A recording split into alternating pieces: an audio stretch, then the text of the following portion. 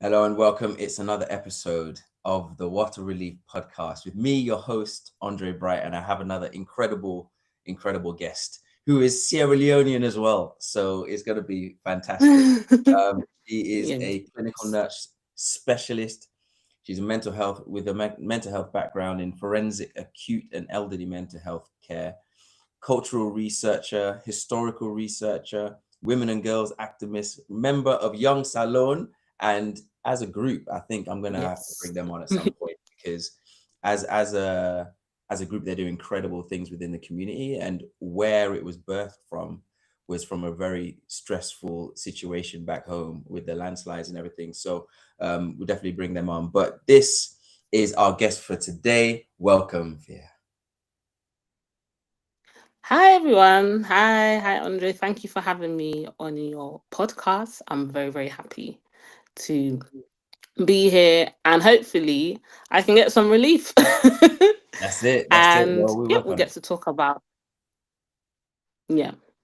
Definitely. So I think a great place to start is because we bumped into each other at a few events, and I told you about what I'm doing. And Mm, as soon as I think we were on the train, on the tube, right, specifically, yeah. and we were talking about health and everything. And I was like, no, I need to get you on my podcast. So I'm glad we finally made it happen.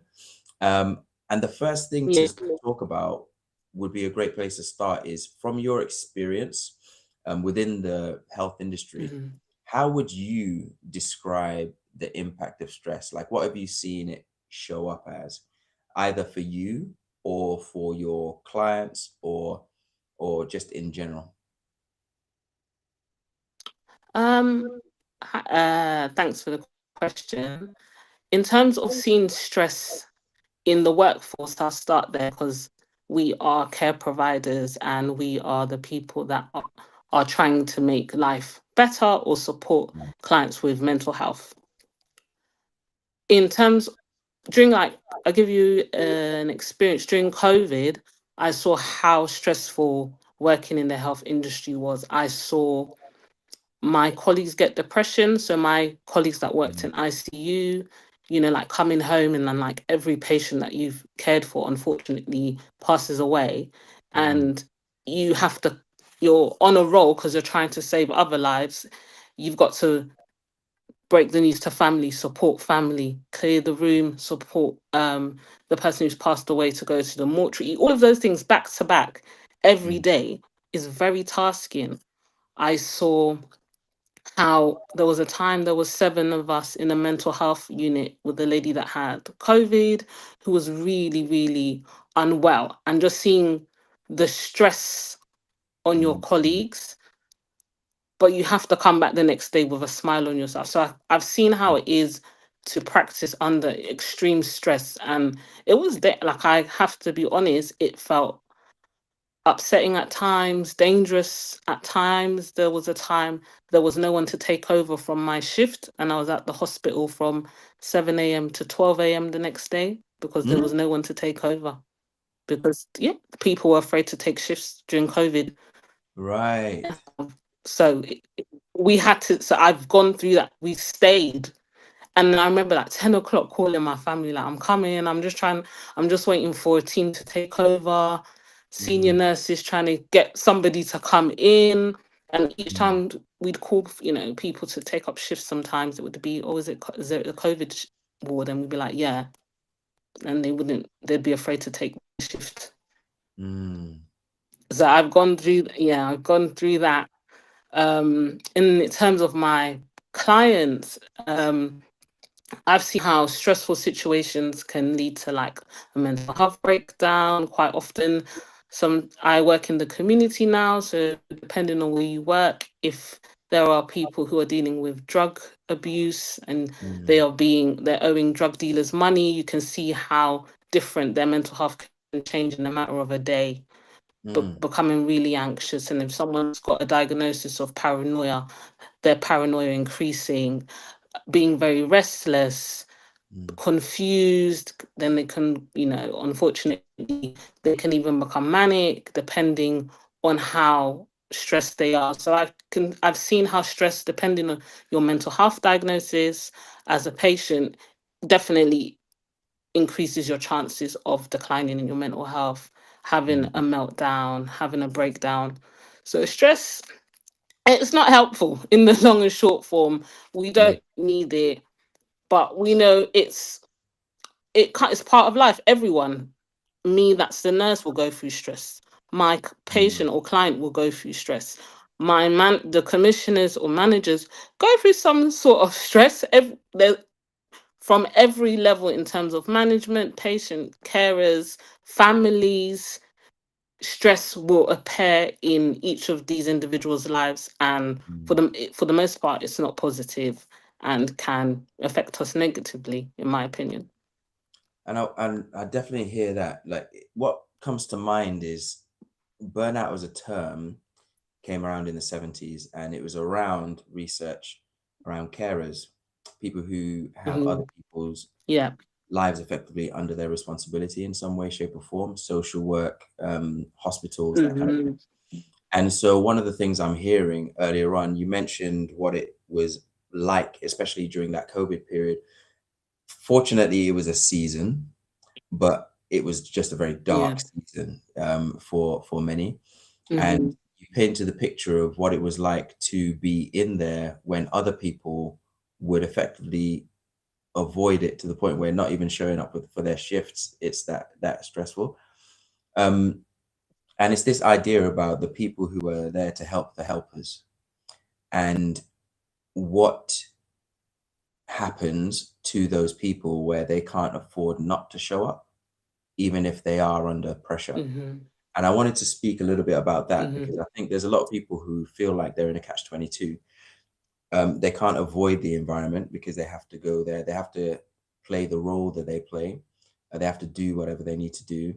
Um, but at the same time, what they do is causing them some kind of stress. So for you, Mhm. what works in terms of managing it under that scenario? So during that time, I will tell you, it was very, very stressful. Mm, And I think I would definitely speak about it to like my friends. I was never hide like, oh, I'm a strong lady. Oh, it's mm, not hard. No, I would tell people like, oh my gosh, like today I can't even hug my mum because my mum is a midwife. And mm, so just in case, and I was working on the COVID wards, so I know that there's COVID. I can't hug my mum at home from mm, work. It's not, and even before we're taking off our clothes at the door, running up to have a shower. So, but I would say like, oh my gosh, this is like really, really difficult. I would mm, speak about it, which helped. I spoke to my friends, and we like consoled each other, like our friends who were working in COVID during that time. And just to say, I worked through COVID, but I was also training. So COVID happened in my final year. So mm. I had to pass placement, I had to pass essays. We were the batch of students who were turned into band fours. So Okay. you were getting paid to work, but you also had to do your schoolwork. You had to get your placement hours and make sure you got the acquired skills to qualify as a nurse. So still making sure Wow. you knew how to give medication safely, Mm, exactly, under short staffing. And so you're being pulled to act as a qualified nurse, but you're not qualified. So you have to still do things under supervision, mm, and then there's other things you can do that you don't need to be supervised for. You'd work with a healthcare assistant to assist you. mm. So, but what I would say is that being vocal about it, speaking helped. Oh, I did a bit of shopping, bit naughty, and when the borders did open up briefly in 2020, I went to Mm. Sierra Leone. I did. I There we went to go. Sierra Leone.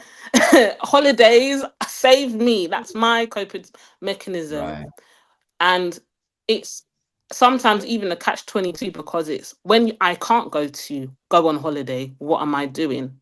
Mm. So that I've learnt over the years, that sometimes I just need to take space for myself, even if I just put off my phone, just Yeah. sitting down and looking after me. If it's a self-care day, I'm going to do it. If I know that I really just want this weekend for myself, I'm just going to take it for myself. So Agreed. it's making sure, I think, yeah, regardless of anything, making sure I have that a set time in the month, in the Mm, week for me to do what I want to do. And like, at least if it's once a month where it's just a whole day or couple of hours that's really just dedicated into pouring into myself and making myself happy. I mm. think regardless of anything happening in the world, we're not Superman. There's only so much I can do that I have that time to look after me and like get me right. And how did you, has it always been like that? Or did it kind of grow into a space where you start to put yourself into that position of priority for yourself? Oh no, it wasn't always like that. It took there was a time not a couple of years ago, like I had like if anyone knows me, I love my family. I'm very family orientated, and Mm, there was a time all my family members were in hospital. All my families were dealing with serious things.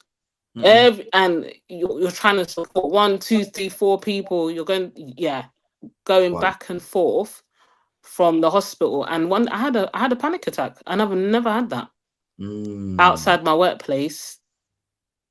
And I was just like, whoa, what is going on? right. Mm, And I said, no, I can't do that. That can't be. I've never had a panic attack, and I had it for the first time. And I just thought, nah, sis, you need to let's go back to the drawing board. mm, We definitely, family is so important to me. But if I'm not there and mm. healthy and alive, I can't be there for anyone. If I'm not okay, I really can't be okay for anybody else. And so I Yeah. had to just catch myself and said, there's some things you can't change. There's so even if we worry and care, the worrying is not gonna help. Do you know what I mean? So Mm, I had to just sit down and look after me for a hot minute. I had to sit down and focus and get my life right. And I'm telling you, it mm, works. But it took a bit of a shock for me to know that no, I don't want to. I don't want anything untimely happening to me because I'm worrying and because I'm stressed. mm, So sometimes mm. you just have to step back a bit, and let the stress do what it wants to do over there, and you look after you.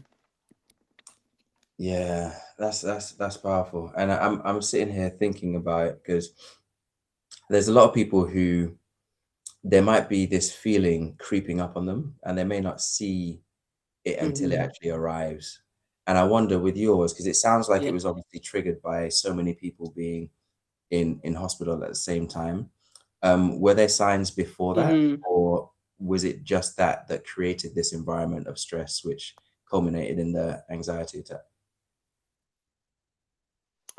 No, I think because again, you've heard I trained. I was my final year in COVID, so I've Mm, trained under pressure. So even yeah. COVID, really, I don't think I even recovered from COVID. It was just go, go, go Mm, straight from COVID. I didn't even take a year. Some people took a few months out. I literally went to Sierra Leone in October, November. I was working. COVID is still carrying on for mm, another 2 years. So in the wards, and the wards were quite short staffed for a long time. yeah. So then I was working under pressure. So I've trained in pressure, worked Mm, under pressure. Then that month when all my family members were in, like a lot of my family members were in hospital, I mm, just changed to a new job. So I've just been going from pressure to pressure to pressure, and then boom, right. it cracked. It just was like, wow, Mm, I actually can't cope. Miss Strong, and I don't want to bring it up, but it's gonna pop up. Miss Strong Black woman was, I, I just mm, say, sis, we are going to retire for a minute because I need to be alive to be strong. I actually mm, need to be okay, So I think that kind of undertone is something that kind of pushes us sometimes to like take a lot of things on, because sometimes mm, it's glorified. Oh yeah, she's strong. Oh yeah, she's like our second mum. Oh yeah, and it's mm, just like, no, I'm also a girl. I'm just a lady. I want to be soft. I want to enjoy life. I want peace of mind. Why can't I have peace of mind? Why can't things go smoothly? Why can't I do self-care days every month? Soft life. You know, And I because you want remember, soft life. Yeah, soft life is really nice. It's really nice, and Mhm. everyone deserves it. Everyone, every color, every shade, and especially for me, I'm gonna say us Black women. We really do deserve it. mm, So 100%. sometimes, it's okay for Mm, you to just love you for a bit. It's actually all mm. right. It's okay for you to just love you for a bit. I really like that as a phrase. I remember having a Yeah. conversation with somebody, and for whatever reason, me being me, I called her queen, right? And she says, "You know what, Dre? Hmm. I just want to be a princess." And I was like, no, I felt that because, there's this weight on Yeah. being queen. There's this expectation. There's this idea Wait. about how this queen Support. hold You themselves. have to Or, give. go for Hmm. it. As just like she said, the weight of being a queen. The Mm, queen supports the king. The queen's probably giving ideas to the king. If mm, the queen does have children, she or nieces or nephews, she has responsibilities. She's leading. But the mm. princess is just born into a soft life, That's into it. royalty. So Exist. being a princess is sweet. You know, Mm, it's you meet good things. You didn't have to work too hard for it. Sometimes it would be nice to be a princess, someone just to give you things mm, just because of who you are.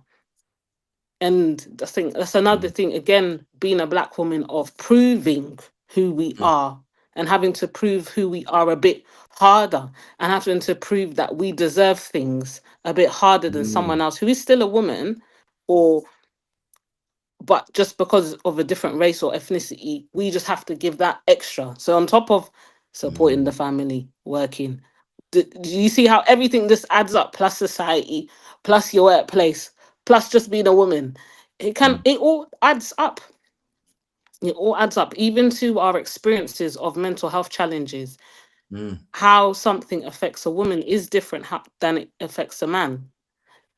How society supports a woman is different from how society mm, supports a man. Sometimes it might be more sympathetic if you're a certain type of woman. It mm, might be sympathetic to a certain type of man. And mm, there's research into it. It's not out of and it's our lived experience. You'll be at work and you'd be like, you'd have a conversation at work, and you may ask, oh, this person is interacting with me a bit different. Like, do you feel like that? And someone else will be like, no. mm. But you know that your experience is valid. You're not just making it up out of nowhere. It's Yeah. coming from your genuine experience of a certain situation with certain individuals. Mm, So I think it was a culmination of a lot of things. Definitely working during COVID, training under COVID. I think mm. that was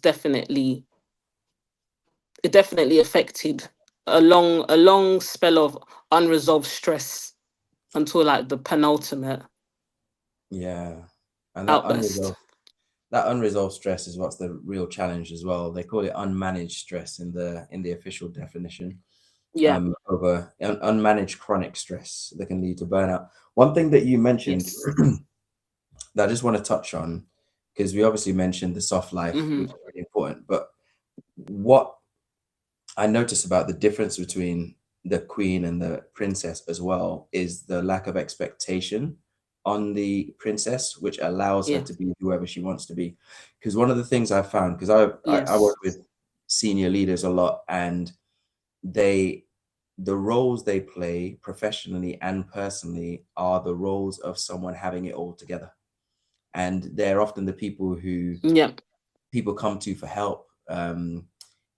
People might rely on them in some way, shape, or form. There might be community leaders as well. So they're Hmm. leader at work and leader at home, leader in their community. And it means Yes. that there's no Yes. real space for them to be fragile, to be soft, to be Hmm. anything like that. So they're constantly Yep. switched on. And I remember one particular client, feeling some kind of way about being in a group of other people who experienced that because they could take the mask off, the performative Yeah. one. And so I'm finding that often in these places, because I find that listening to you right now, it sounds like going into a space and being switched on from, what was it, 7 o'clock till midnight the next morning, 12. having Yeah. 12 o'clock the next day, and having all these people asking you questions and doing this thing, and not really having a space to switch off in that time.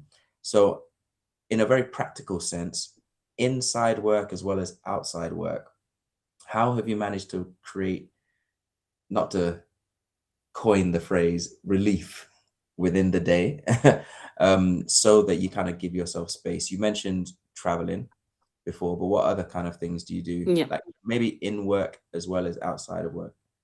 In So in work, I definitely take a break, as in just a break to just walk and clear my mind and then connect with my real life. So I'll definitely go out, have a chat, if it's with my mom, my sister, my Mm, husband, somebody, just to get back, be part of my reality. I definitely, I might be watching a bit of TikTok on my way to Tesco to get my mm, lunch.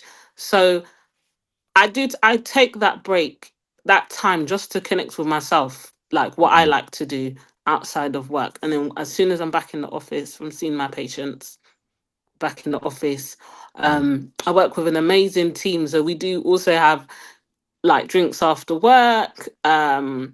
We have a lot of bonding time. We talk to each other, like offer each other support. So I do have quite a great team that I work with. So kind of mm, cool outside work, which helps. And we also like encourage ourselves to do the things we love outside work. So if it's like things like Slapfest, they'll take flyers, they'll support posts that we post on our the Young Salone page, or things that I'm doing personally. mm, Like we support you. So we have that little bit of, I think, familiarity where I still have a life. Like I am who I am as a professional, but after 5 o'clock, mm, mm. I am I'm me. And I think switching off work, I have had to learn that, because sometimes I have paperwork documentation to do a bit later that you do at home. But I've Right. really, what I did used to do, which I might go back to doing once you know, is I used to leave my laptop at work. That it could be whatever. If I leave it at work and I will return the next morning and continue.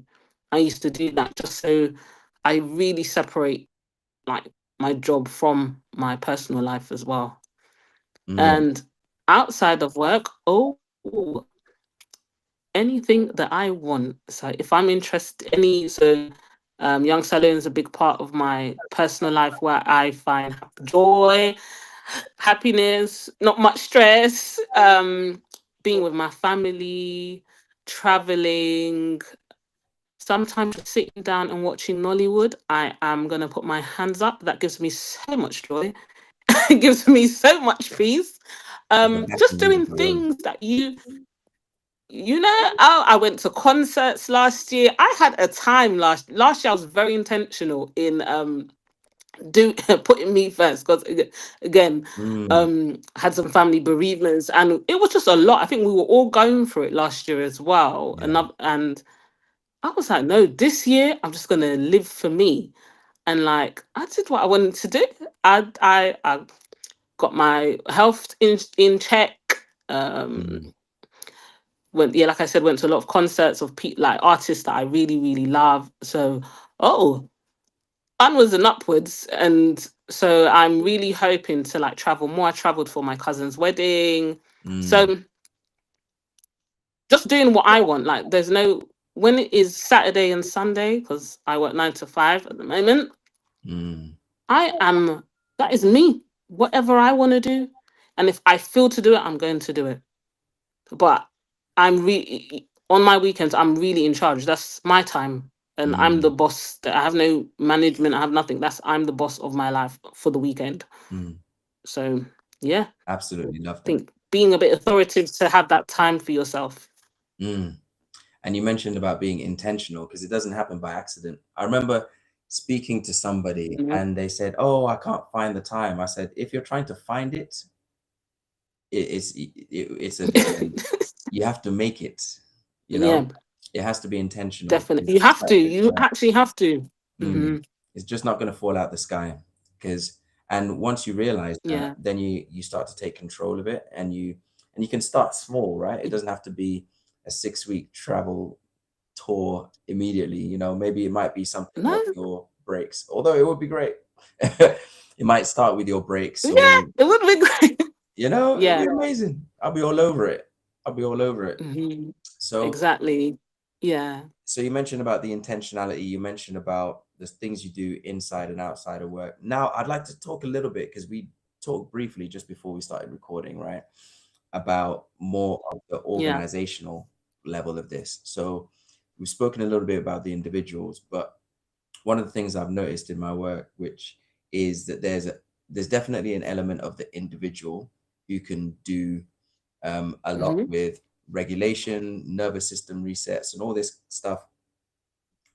But if you're going Yeah. into the same environment, experiencing the same things over and over again, it can be a stressful environment as opposed to a stressed person Yes. that can cause it. So from you, what have you seen that works from an organizational point of view? What can organizations do, businesses do, to help the individuals who are stressed? Like, what have you seen? So where I work, we have things like appraisals and supervision. And so things like supervision is done once every month with your manager. We just talk about how you're coping at work, Mm, where you'd like to see yourself in a couple of months' time. So it's like a monthly check-in, which is really helpful. And if you're having issues with colleagues, you can air it there, because that's management. It's not like mm, speaking to another colleague and then, Chinese whispers in the workplace. If your manager, that's their role to take control, and it's documented. So you have somewhere that someone has written down your concerns, and mm, there's proof just in case this something needs to be taken a bit higher.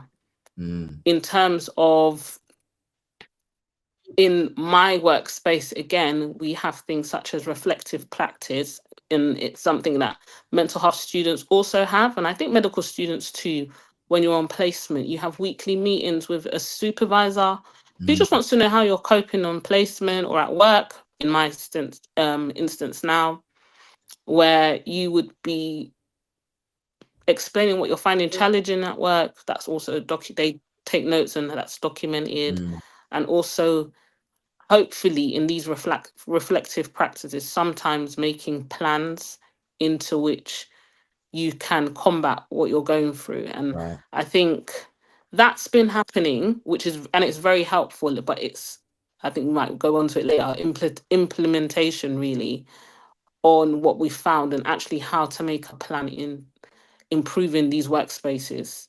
Yeah. Because sometimes a lot of the improvement is literally staffing for me, sometimes extra time to do your paperwork, Mm, um, organizational help as well, like maybe someone helping. We did have a training at my workplace where we had someone helping us learning how to timetable and arrange our diaries properly, so we mm, have enough time to do our admin work. We might need to call him again, in my sense. um, just for us to be on top of things. mm, But yeah, that it's making sure that the solutions are really implemented, because I think that's where I kind of struggle, and I think a lot of people mm, struggling. We know what's going wrong. We might talk about it, but what are we actually doing to combat stress, and yeah. what implementations are in place? And I think that is where a lot of organizations, from healthcare to other genres of industry, Mm, really need assistance, and yeah, to actually make the change, because it's the same. I've never heard anyone who's really excited about their 9 to 5. yeah. I'd like to meet them, and they should be. We should, if we're working, you should really look forward to your job. So, what is going on with? Is it working hours? What industries? What is it that is tasking? And is it just being an adult? There's so many A lot. factors, but it's actually, There's lots yeah, of what factors. can we do to make life a little soft? Mm, Hmm? we all deserve a little bit of soft life. Yeah, One thing that comes to mind as well, hearing you we speak do. now, is that I think I want to say last year, maybe the year before, there was a client, and it was actually working with them that we immediately started to implement this, which is kind of like a research phase of any programs that we do now. And that research looks at things like surveys and interviews and all this kind of stuff. Because what we found is that the companies were doing so many things, throwing benefits here, putting all this money for things that people didn't actually want Yeah. or ask for. And when we actually gave a space for almost like a forum, like a town hall, a lot of the stuff was low hanging fruit. So you mentioned about flexible working, for example. It's not something that everybody wants or needs, but for those who do, it can make Yeah. all the difference. Or it might just be something as simple as, can I check in with you once a week? You know, all these things that don't technically cost Yeah. a huge, you don't have to build a new infrastructure, things like that. Maybe it's just about conflict Hmm. resolution, or having someone look at their personal development plan so they can get to where they want to go, their financial Yeah. goals. And we're holistic beings, and a lot of the time we look more at statistics than the person. So um, Yeah. I want to talk a little bit, because you mentioned it briefly, because I know we talked about it before we started recording, but the implementation as opposed to the Yeah. information, right? So when you Yeah. have all these things, you take your teams, your individuals, your leadership. What is the difference, and what is the impact of good implementation, and what does good implementation look like for you? Thank you. Definitely implementation. It makes, I think, for one, it makes all the difference. If we do all the research, collate all the data, have all the talks and conferences, all of that's nice. And like what you said, throwing benefits, that's what the people actually need. Mm, It can be nice in theory, but practically it's not working. So actually trial it out. So the things within where I work called QI projects, where you actually the research is going whilst you're implementing a need. Or so like we wanted to get patient families more involved, mm, so we made it a priority that you always ask every meeting or appointment you have, you ask if you'd like to invite their family to the next one. And when doing that, we are implementing that patients need, we need more family engagement. We are acting on it. And as we collate data, we found out that some people just didn't want their families involved, but we have offered mm, that mm, to invite them. We have offered that input if they were willing to participate. mm, So it's actually, so things like QI projects, I think, are very helpful because you've identified a need, you are implementing a solution, and then you're also collecting data to see if that solution works or not, mm, and whether it's you need to continue doing something that way or changing it.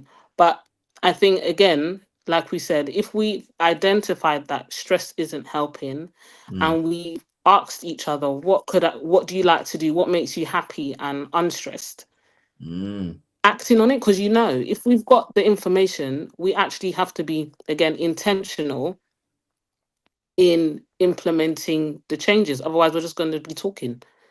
So being intentional to want to see yourself happy, being mm, intentional knowing that you deserve like your life isn't stuck at being this strong woman or this strong mm, man, when actually you just want a bit of an easy life. You just want things to be peaceful. You just want to not your heart not to be racing by the time you get through the door at work, because oh, the paperwork is going to be so high.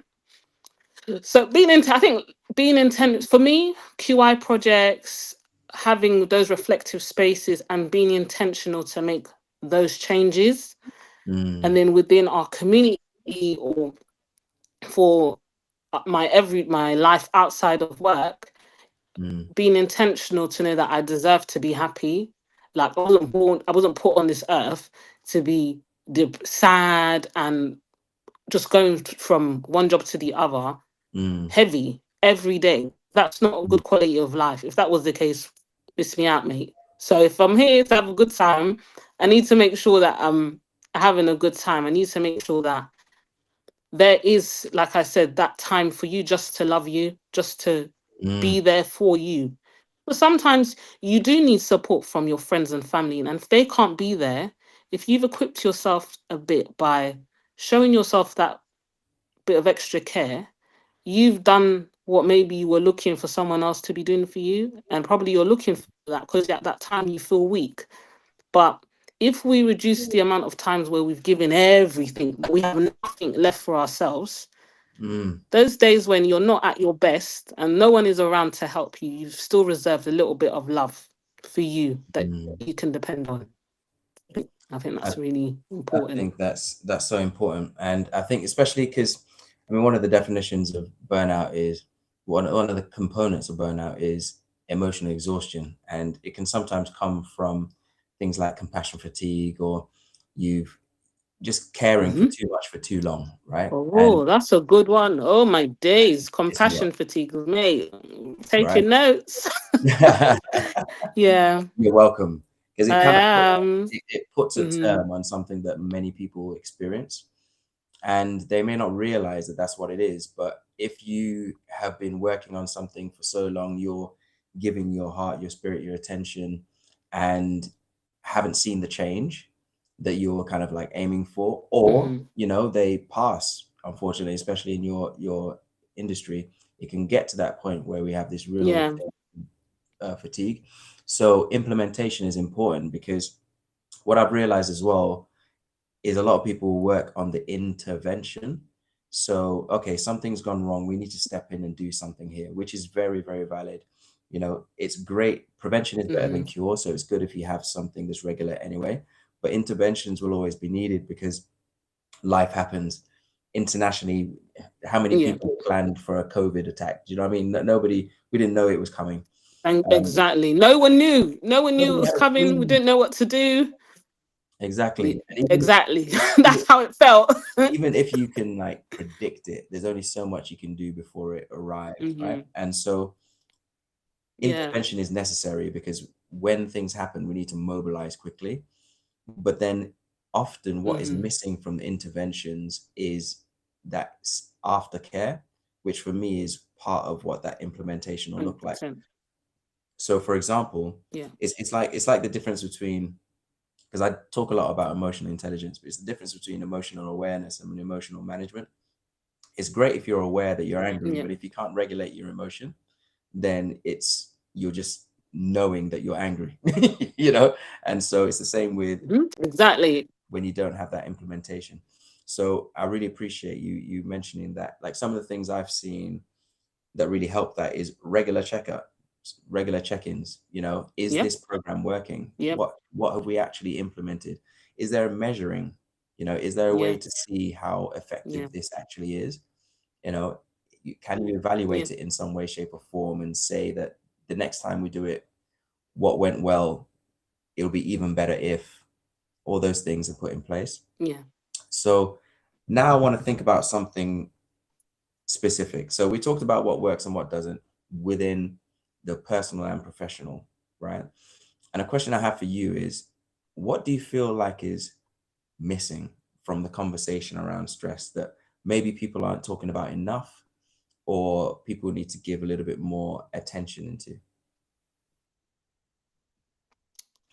I think, again, I might run back to, we know that everyone gets stressed. We know that in most areas of any type of profession, stress will creep up. Again, we know all of that, but what is implementing that change, implementing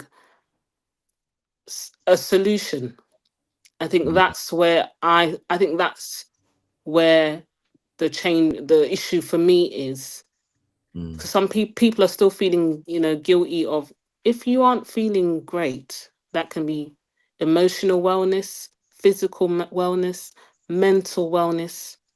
You can call in sick. I think people don't. I'm not trying to tell everyone, oh, it's not go to work, but sick, that you can be emotionally unwell. Your emotions everywhere. You're feeling down. You're feeling low in mood.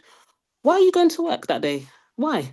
Mm, It's you by law. You're allowed to call in sick up to 7 days, and mm, I think even me, I feel guilty. So I think a lot of people can feel that way. But if you are not, if I'm feeling low in mood and I go into work on that Monday, I'll go into work that Tuesday, my mood is still decreasing. It's not in, nothing on Tuesday's made me feel better. mm, I'm still stressing myself. Wednesday, Thursday, Friday, I've gone to work 5 days a week. mm, And if I was on 50% and each day is taken away 10% from me, by mm, Friday, I'm on zero. And if I'm on zero, why what am I giving? mm, What care am I giving? What type of attitude am I giving my colleagues? What type of attitude am I giving the people on the train that are pushing up on you on the Jubilee line or the Northern line? mm, What type of attitude am I even giving patients? So if mm, you know that you're not feeling your best, I'm not well. You're not well. End of. You're not feeling well. Your mood is low. You can say that, mm, and it's because if your mood is low, it's going to affect your concentration. You call your manager. You call say, I'm not feeling my best. My concentration is really, really low. I actually can't focus due to the way my mood is. mm, mm, I think the person will have an understanding that if you cannot concentrate in a job that you need concentration at the least, and it's making your body you're not feeling well. mm. Call it. Don't go in. I'd rather you stay at home, work on your feel better, and call in the next day that I'm feeling a bit better. I can come into work today.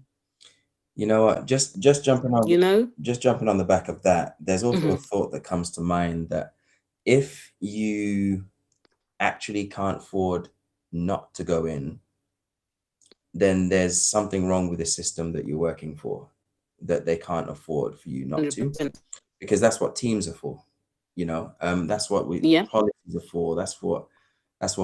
Training and management and all that kind of stuff are for, is such that Hmm. there is flexibility, because there's something wrong with a company if they can't afford for you not Yeah. to have a day off ever. Yeah.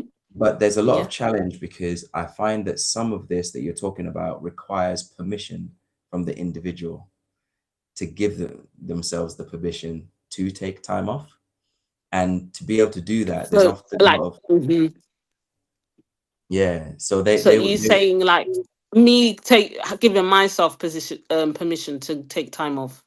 exactly. And Yeah. I'll give you an example, right? Let's say, Yeah. for example, you grow up in a house where rest is seen as laziness, right? Mm. So if you're playing PlayStation or you're sitting on the couch watching TV, your parent is going to come in and be like, "What, don't you have something to do?" Da, da, da, da, da, da. You Yeah. constantly in this mode where I have to be doing something to prove my worth within this environment. And so what that looks like Yeah. grown up is someone who finds stuff to do all the time, even if there isn't. But because Yeah. they're in such a chronic habit of doing that, they believe those things to do are actually urgent all the time. So it creates Hmm. this pressure. And you'll see it in teams as well. There's one person who's doing 1,001 things, and someone else in the team who's like just watching them like fly everywhere. And Yeah. and that person can often be labeled as lazy. But I've also seen situations where that individual is actually just doing exactly what they need to do, but the other person is doing so much more and running themselves into the ground in the process. And then that breaks the whole Yeah. team dynamic down. So it is important to take that break, not just for you, but for your team and the company as well, and for the people around you, the loved Yeah. ones. You know. Yes. So as we come to the end of the podcast episode, and thank you so much for your time. Honestly, like it's been so insightful, No what worries. you've shared. Especially one thing that comes to mind as well is that implementation part. It's something that is very very dear to my heart. But is there anything Yeah. else that you would like? I know before we were talking about this salon phrase "naphobia," but maybe Oh, let's maybe you can we'll talk about talk it. to me a little bit about this idea of just firming it, pushing through. Like, what can that do as a yeah. Yeah.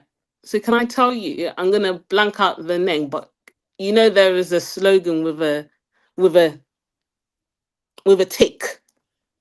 Yes, yes. So it's, so anytime I think of Naphobia, I just think of that slogan. But Mm, I remember we were talking when we met on the train, and I was like, there's only so much of Naphobia that someone can take, and how I was quite against it.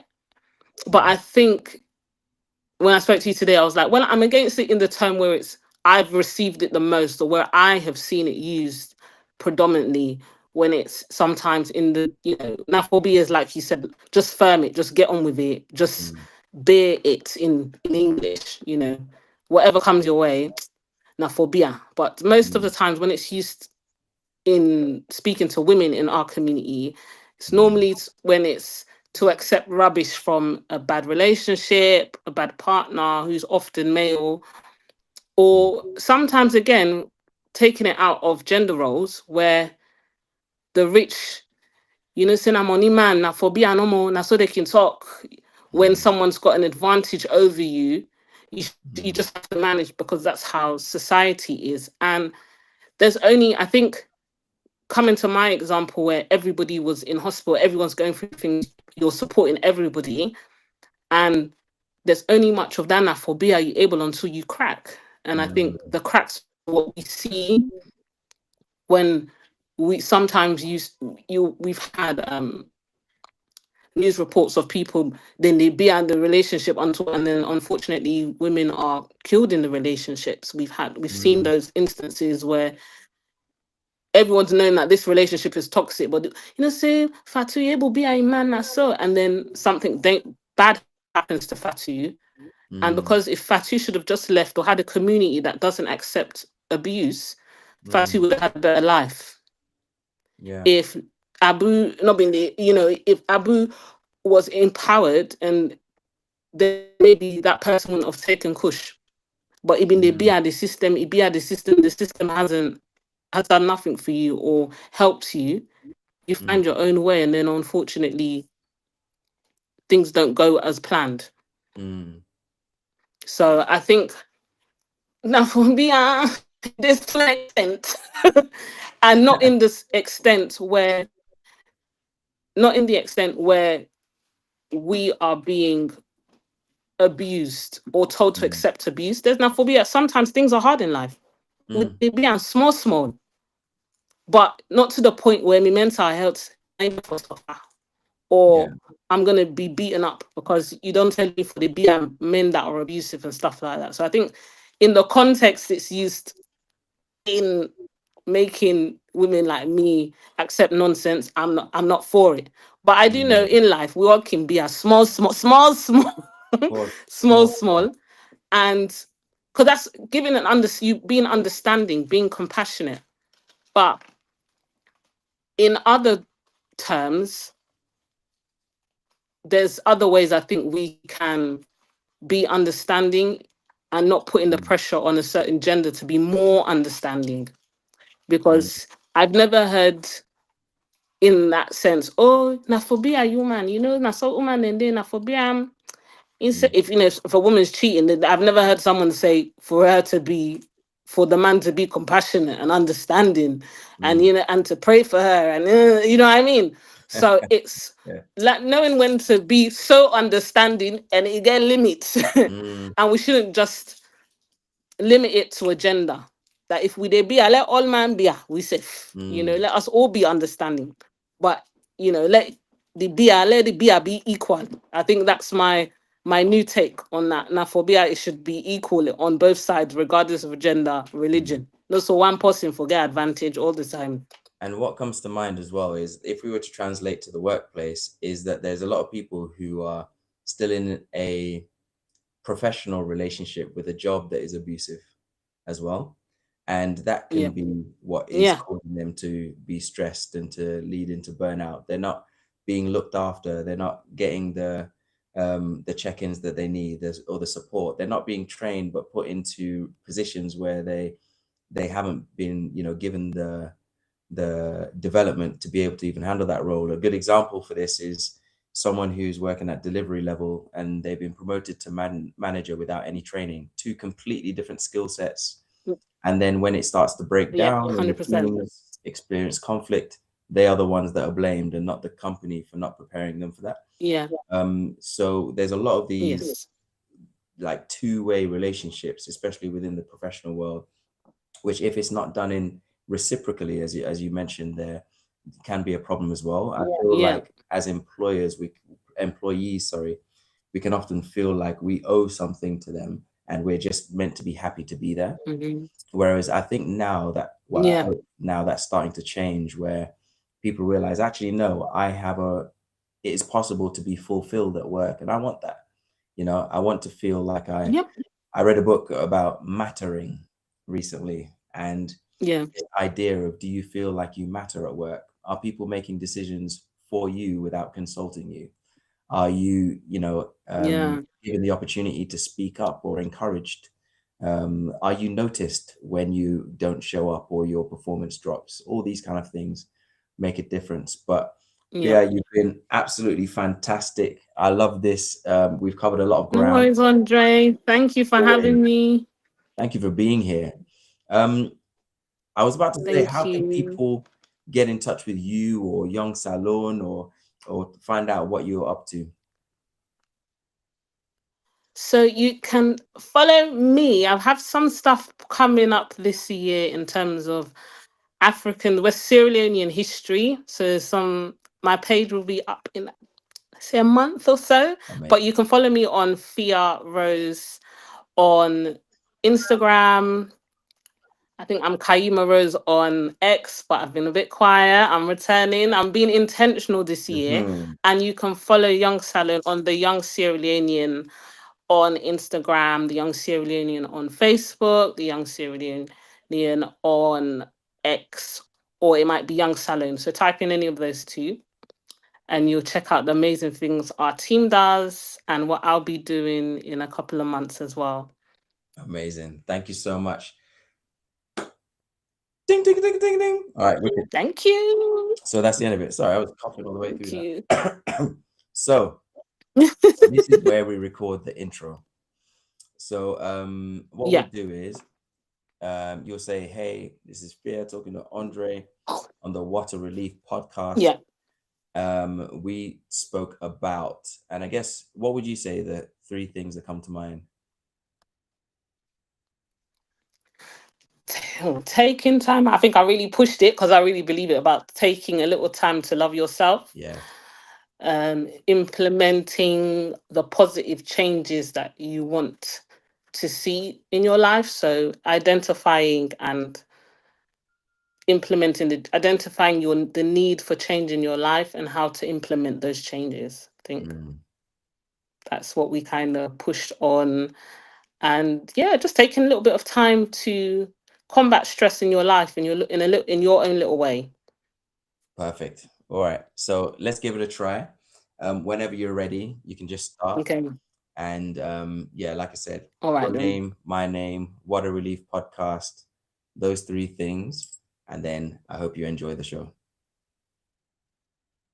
Okay. So, hi guys, my name is Fia. I am a clinical nurse specialist in mental health. I am here with Andre Bright at the Water Relief. Can we start again? Yeah, sure. Can I start again? Yeah, no worries. Okay. All right. Now, I think I need my scarf to make me look a bit. Yeah. Okay, let me just prepare myself. Love it. Okay. Hi guys, my name is Fia Fasiluku. I am a clinical nurse specialist and I am here with Andre Bright at the Water Relief podcast. Today we will be talking about how to implement small changes in our lives, taking a little time to love ourselves a little bit more and identifying the things that make us stressed. Boom. Hope you enjoy the show. No, that's blessed. That's blessed. That's blessed. Pepper the pan. All right, wicked. I'm going to stop recording that. Are you happy with that? All right, then, love.